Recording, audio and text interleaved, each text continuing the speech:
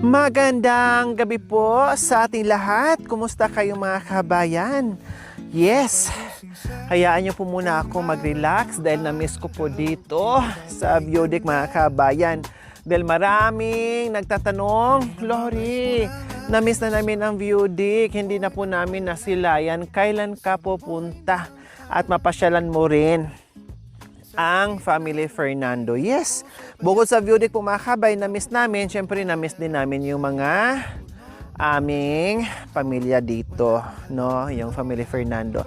Sa bagay, nakita-kita naman kami ng kabayan kahit hindi kami mismo makaapak dito sa mismong Beaudic, nakita-kita naman kami dyan sa ibaba. Okay, so hapon na, isang malamig na hapon mga kabayan, grabe. Diyos ko, isang malamig na gabi po mga kabayan. Grabe mga kabayan. Talagang ang balat mo kapag hindi sanay sa lamig mga kabayan, talagang magkakasakit ka, sisipunin ka sa lamig mga kabayan. Kasi alam mo yon, yung hangin na parang may kasamang tubig ng ice, yung ganun, yung naramdam mo mga kabayan na talagang yung minsan dito sa ilong mo parang sumasakit na kay nalalangha po yung lamig ng hangin. Bababa tayo ngayon sa Beaudic para mag-prepare na naman po ng ating dinner. Yes. Kakababay lang po ng ng araw. Bye. See you tomorrow. Magpahinga muna daw siya. Kailangan din niyang matulog. No, kaya nagbabay muna siya. Yung natin, yung ating liwanag, yung araw. Siyempre napagod din siya sa kaiikot, no? Kaya magpahinga muna siya at bukas makikita na naman yung ating araw. Haring araw. So bababa tayo. Ang ganda mga kabayan kasi malinis. No, malinis. Kaya napakaganda lalo sa natin, sa ating paghinga at sa ating mga mata na malinis ang ating kapaligiran.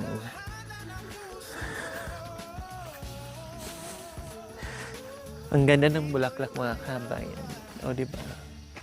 O, ang tanong, maganda ba ang humawak ng bulaklak? Bye! Dito na tayo dadaan sa likod. Mag-shortcut na ako dito sa likod. Ang laki pala ito ng bahay mo, Cha, no? Ngayon ko lang na-realize, ang laki pala ng bahay mo. Kasi mula doon, ang lapad pala nito, no? Tapos nadugtungan pa. Ngayon ko lang napagtanto na parang ang laki pala ng bahay ni Cha. Nung napagtanto ko, tapos may extension. Oh. Wow! Busy-busy yan sila dito mga kabayan. Si Mami D naghuhugas ng pinggan. Nag-prepare sila ni Cha. Ang ganda ng ganito kay Ate Sing. Bagay na bagay kay Mami D. Ayan tinan mo si Elizabeth talaga. Parang si Mami D sanggol na bagong na may ganyan na hindi malamigan. Para siyang Africana. Di ba? Yan yung, alam mo yon, yung bang mga ginagawa ng Mami D? Yung mga balat ng tupa, yung ganyan na makakapal ng ganyan. Ganyan ang suot nila. Oo, ganyan. So, dito naman si Ate Flor, busy din. Yan Ate Flor? Kanin na. Dinamihan mo na. Ha? Sakto na yan? May bahaw tayo? Wala? Okay. May malamig naman na So, hinahanda na namin mga kabayan kasi magluto din kami ng ulam. May uling tayo. Ha? May uling? Wala?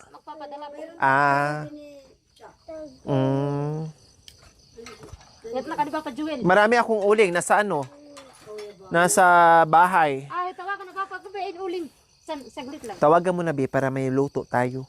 Kasi walang ilaw. Walang ilaw. Walang dito. Nandoon yung uling natin sa cellphone na. Wala ako nakati. Sino yun? O, chicken Charlie na ta cellphone. Bakit si ano? Sino yan? Bandol. Si Tusik po. Ato six. Aday. Akala ko kung sino nagtatago. Naku, ano mo muna, wala kang ginagawa? Sino kasama mo diyan? Wala si Bandol? Tagmiya sila. Dalawa sana kayo, ah. Nandiyan nga daw. Ay, pwede mo naman daanan. Magpaano sana ako. Paigib. Busy yung dalawa eh. Naghahakot ng ano. Ng gandos. Ay, Ha? matagal na ng chinita ta. Ito oh. Daanan mo na lang si Bandop doon. So magpaigib ako mga kabayan, no? Kasi busy si Kuya Marulas. Meron naman tubig, kailang magdagdag lang ako kasi busy, naghahakot sila. No, naghahakot sila ng pananim nila, no? Gabi para itanim dito sa mga nililinis nila. Marami, 22 ata na sako. Eh, siyempre hindi naman nila mabuhat yon sa kulong-kulong ng maramihan, tagdadalawang sako lang. Kaya abutin sila ng siyam-siyam. Eh, kawawa naman, mapagod sila, no?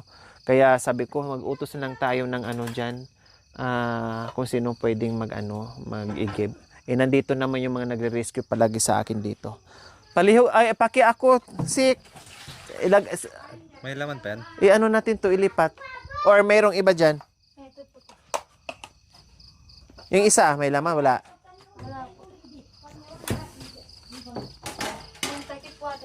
Yung mga takip. Kumusta na? Nandyan, di ka na lumipat doon? Hindi. Bakit? Hindi na lumipat doon. Dyan ka na. Saan yung bahay mo dyan? Doon pa rin sa dati? Hindi, mas mabayat yung asawa. Hugasan mo natin ito. Kayang-kaya nga natin yung hawa. Doon ang cherry ba ay pa mamapun. Dikot na naman eh. Naon kasi nakikit ka ba maranon. Nakailang manok na siya ate. Sino? Si Bandol. Wow. Nung nagpatrabaho po kami, akala namin malayo yung bumaril. Dito lang po pala sa ano. Malapit po sa trabaho na yun. Malapit di kahit.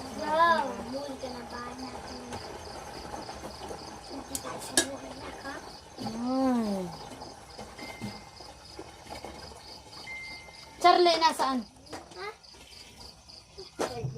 Pakay muna ha, Sika. Isama mo si Bandol para may ano ha. Thank you.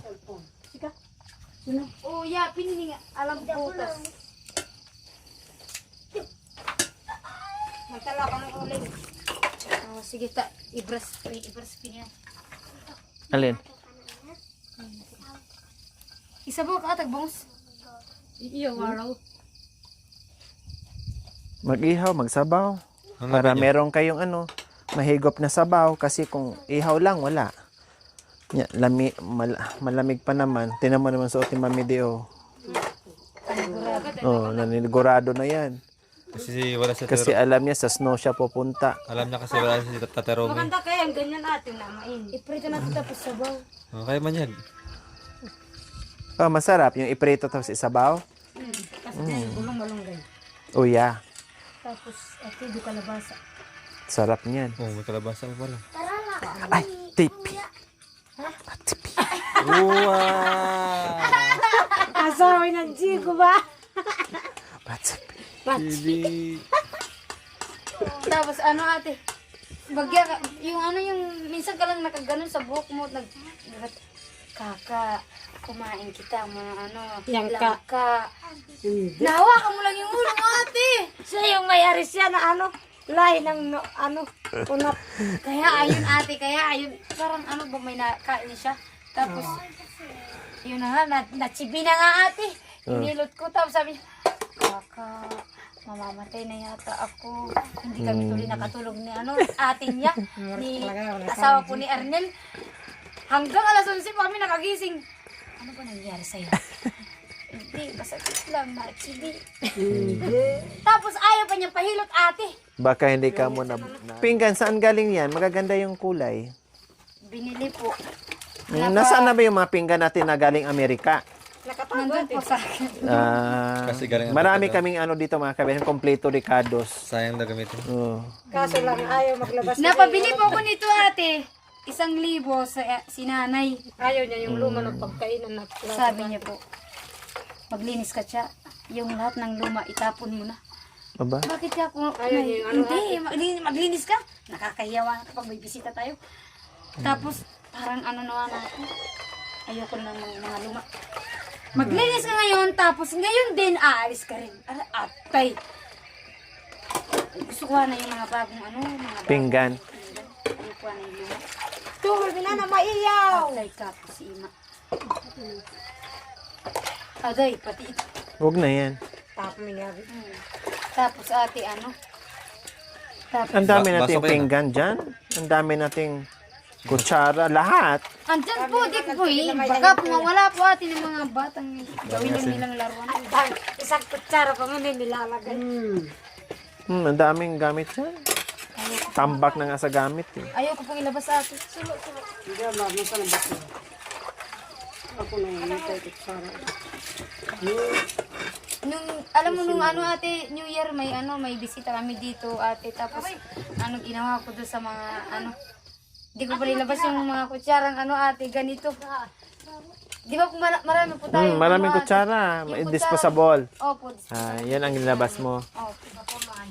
Bakit di mo nilabas yung mga totoong kutsara mo? Baka bitbitin iuwi nila. Uwa, may maloko, may bulsa. May ganyan. Baka sabihin, galing to ibang bansa yung kutsara. Ibusa nga natin. Hindi mo para di rin kung maraming hugasan. Mayroon pa siya tubig na. Tsaka ano ate. Marami naman pong tubig nun kasi umulan din nun ate. Sakto pong New Year. Minsan nga kuya sa baryo, pag walang tubig yung solar, parang nahihirapan ka rin. Ay, oo ate. Sa baryo. Mahirap din ito. Doon ka na naimiling ba? Doon kayo Ano po kasi ate, pag hindi mainit po yung araw, walang tubig. Mahina. Kaya minsan po pumupunta. Pero nung minsan, nag-apo-apo man, madaanan natin. Pag mainit po yung ano, Ganon. Paano ala, tapos karay na ano. tubig. Kaya minsan nagkakatubig kami ate, ano lang, mga bandang alas 3 o alas 2. Ang plastic ay mo kung ginamagana. Mga malakot, maki, disposable. Kaya minsan po umigib po sila doon sa may sibol sa ano, may kampo. Kaso lang po yung nakakatawa ate si ano, asawa ni Ariel. Nag-order po ng peeling lotion, puro bating napunta sa... Puro. Hindi. Hindi. Okay naman yung peeling lotion. Ibig sabihin, yun ang ginagamit, yung ginaganon lang. Ganon siya ate, kalaki. Ay, nanaboy ate. Ganon siya ate, kalaki. Nagbayad po siya, 550. Tapos nung pag... Panghilod. O yun nga yung nila. Maliliit po ate. Ha? Maliliit po yung graba lang ito. Oo nga, yun nga yung panghilod. Ganon yung palitan. Kaya ilang piraso? Ano po yun ate? 10. 10. Akala niya yung 10 ate. Yun na yung nakabalot doon. Ay, ansan ni Hatro. Ay, Ang nanay, bayad po niya ate, 550. Pinadala na po sa mga Wala na, lalaki doon pinag-aalis sa may, sa may tunnel po. Tapos, ang Tapos ulaman. pagdating po sa bahay po, talagang hinawakan niya. Tapos nang pagbukas niya po, puro na bato. Talagang nagmura-mura po eh. Nagbayad kanya ako ng 550, tapos puro bato yung binigay sa akin. Oh, yeah, indat may nang peeling lotion. Sabi ng peeling lotion ka, peeling maganda ka. Sige, ito panghilod ang kailangan mo. Puro na ba magbato? Hindi. Mami, kilay at damon. Nabudol ka niya ako. Ate? Bakit ka po kung hindi naman nabudol din? Ay, Kaso sa lang gumagamit ate. Hotdog naman yan kanina pinag-ano. anak mo Charity. Charity? Yan yung pinambato kay... Pinaganda mo yung pangalan ni Yan yung pinambato kay Kalbo kanina ate. Kaya pala. Nung nahulog si Utay. Kaya pala iya. Pag-upcheck na ate, kinuha yung sapatos. Binato.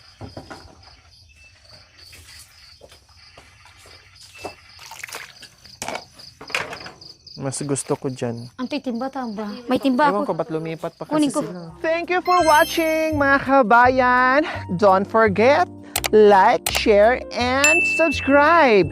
And please, click the notification bell para updated po kayo sa ating mga videos. Thank you! Bye!